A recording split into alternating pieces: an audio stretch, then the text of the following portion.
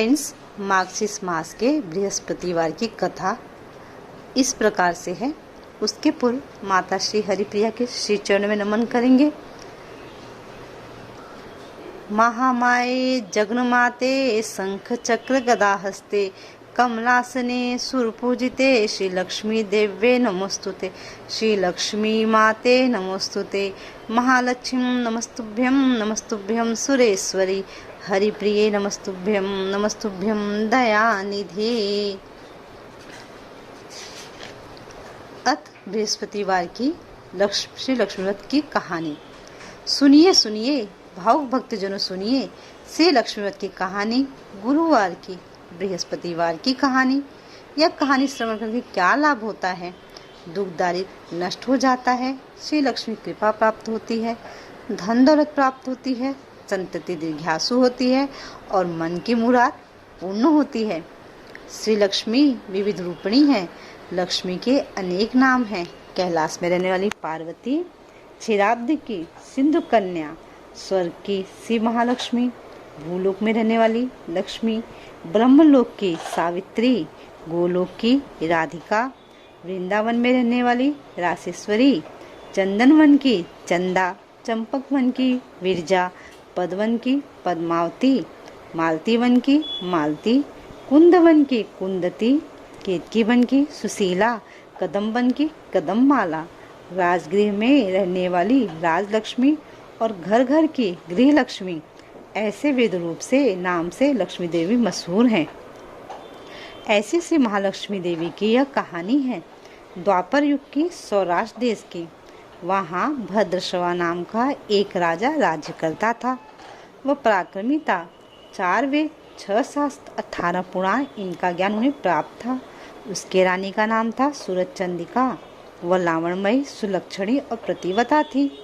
उस दंपति को 8 संतानें थी, 7 पुत्र और 1 कन्या। कन्या का नाम था श्यामबाला। एक दिन श्री लक्ष्मी देवी के मन में आया कि राजा के राजगृह में जाकर निवास करें, जिसके कारण राजा अपनी प्रजा को अधिक सुख देगा। गरीब के घर में अगर मैं रहूं तो सारी धन संपत्ति खा लेगा। इसलिए लक्ष्मी ने क्या किया, वृद्धा ब्राह्मण स्त्री का रूप लिया, हाथ में आधार के लिए एक लकड़ी ले ली और उसके जरिए सहारा लेते लेते वह सूरज चंद्रिका रानी के महल के दरवाजे में जाकर खड़ी हो गई। उसे देखकर रानी की एक सेविका सामने आ गई। उसने इस वृद्धा स्त्री की पूछताछ की। वृद्धा ने अपना नाम, पति का नाम, रहने का स्थान आदि समुचित जानकारी दे दी। वृद्धा स्त्री के रूप की लक्ष्मी माता कहने लगी, मेरा नाम कमला है, पति का नाम भुवनेश है, हम लोग द्वारका में रहते हैं। तुम्हारी रानी पूर्व जन्म में एक वैश्य की पत्नी थी। वह वैश्य बहुत दरिद्र था। दर दिन उन दोनों पति पत्नी में झगड़ा पैदा हो जाता था। उसका पति उसे बहुत मारपीट करता। इस हालत से वो परेशान हो गई और घर छोड़कर गई। वन में कुछ न खाए पिए घूमती रही। उसकी वह हालत देखकर मुझे उसकी दया आई। धन संपत्ति देने वाले श्री लक्ष्मी की कहानी मैंने उसे सुनाई। मेरे कथनानुसार उसने लक्ष्मी व्रत किया। श्री लक्ष्मी देवी उससे प्रसन्न हो गई। इस कारण उसका दारिद्र्य नष्ट हो गया। संतति संपत्ति से उसका घर भर गया। आनंद हो गया। आइंदा उन दोनों का निधन हो गया। लक्ष्मी व्रत करने से दोनों लक्ष्मी लोक में वैभव से रहने लगे। जितने साल उन्होंने लक्ष्मी व्रत किया उतने 1000 वर्ष उन दोनों को सौख्य प्राप्त हुआ। अभी तो उन्हें राजकुल में जन्म प्राप्त हुआ है, लेकिन रानी को अभी व्रत का विस्मरण हो गया है। उसे स्मरण याद दिलाने के लिए मैं यहाँ आ गई हूँ। रानी की सेविका ने उसे लक्ष्मी की जानकारी पूछी, पूजा विधि की भी जानकारी ली। विद्या रूपधारी श्री लक्ष्मी ने उसे लक्ष्मी की जानकारी एवं महात्म्य कथन किया। इसके अनंतर वह रानी की दासी उस वृद्ध स्त्री के एहसान को मानकर रानी को उसका संदेश देने के लिए चली गई। राजवैभव में रहने वाली रानी को अपने ऐश्वर्य का बहुत घमंड आया था। वह उन्मत्त हो गई।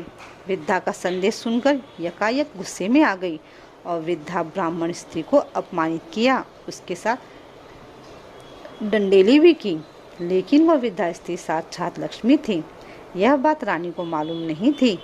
रानी का उद्दाम वर्तन देखकर लक्ष्मी ने वहाँ रहना पसंद नहीं किया, अपने खुद के निवास में ही रहना पसंद किया। वो वहाँ से निकली। कुछ ही फासले पर उसे सांबाला मिली। उसे सारी जानकारी मिली। उसने उस वृद्धा स्त्री से क्षमा याचना की।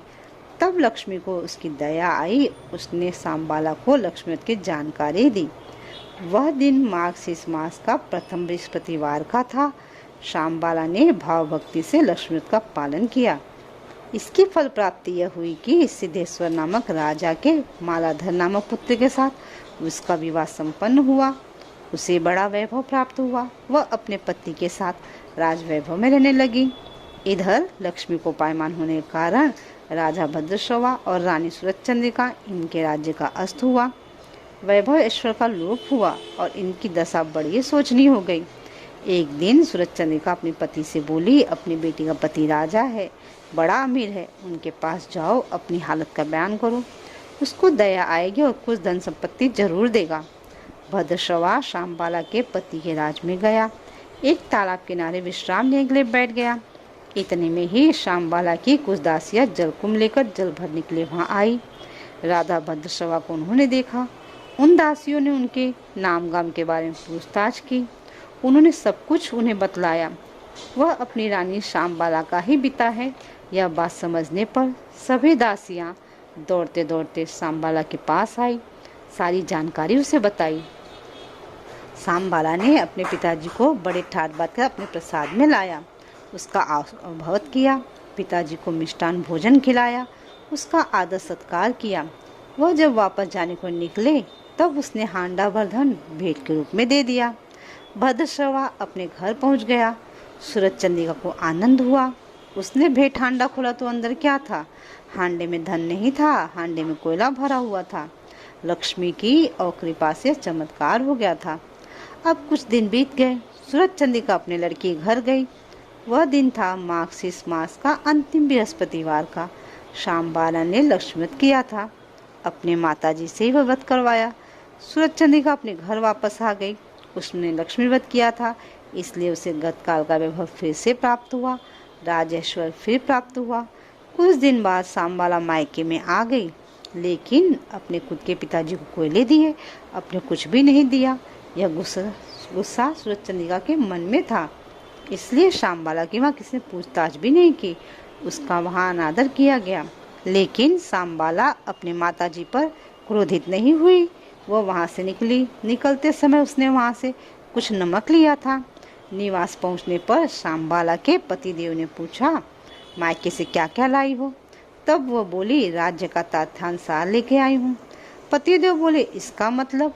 उसने जवाब दिया, कुछ दिन ठहरो, सारी बातें समझ में आ जाएंगी। उस दिन उसने भोजन की सभी चीजें नमक बिना तैयार करने के लिए हुक्म किया। पतिदेव को भोजन परोसा। उसे भोजन का खाद्य पदार्थ नमक बिना रुचिहीन लगे। बाद में उसने भोजन थाली में कुछ नमक रख छोड़ा। खाद्य पदार्थ में वो मिलाए तो भोजन रुचिमय लगने लगा। यही है राज्य का सार। सांबाला के पति को यह बात पूर्ण से समझी पड़ गई। संक्षेप में इस प्रकार से जो कोई श्री लक्ष्मी व्रत श्रद्धा युक्त भाव से करेगा तो श्री लक्ष्मी कृपा प्राप्त होगी, सुख शांति का लाभ होगा, मनोकामनाएं पूर्ण होंगी। लेकिन अमीरी प्राप्त हो जाने के बाद लक्ष्मी व्रत करने को कभी न भूलें। हर बृहस्पतिवार को पोथी का पठन श्रवण अश्वमेव करें। ऐसी श्री लक्ष्मी की कहानी, बृहस्पतिवार की कहानी सभी को सफलता प्राप्त कराने वाली हो। शुभम भवतु। ओम शांति ही शांति ही शांति। ओम श्री लक्ष्मी देव्ये नमः। फ्रेंड्स, ये थी बृहस्पतिवार की लक्ष्मी की कथा। आपको अगर चाहिए तो आप मुझे मैसेज करें, मैं आपको पिक सेंड कर दूंगी कथा की। आप चाहें तो खुद भी कथा रीड कर सकते हैं। अगर आपको बुक अवेलेबल नहीं है आपके शहर में तो टेंशन मत लीजिए। वीडियो को और भी माता रानी के भक्तों के साथ शेयर करिए और माता की कृपा प्राप्त करिए। जय माता दी।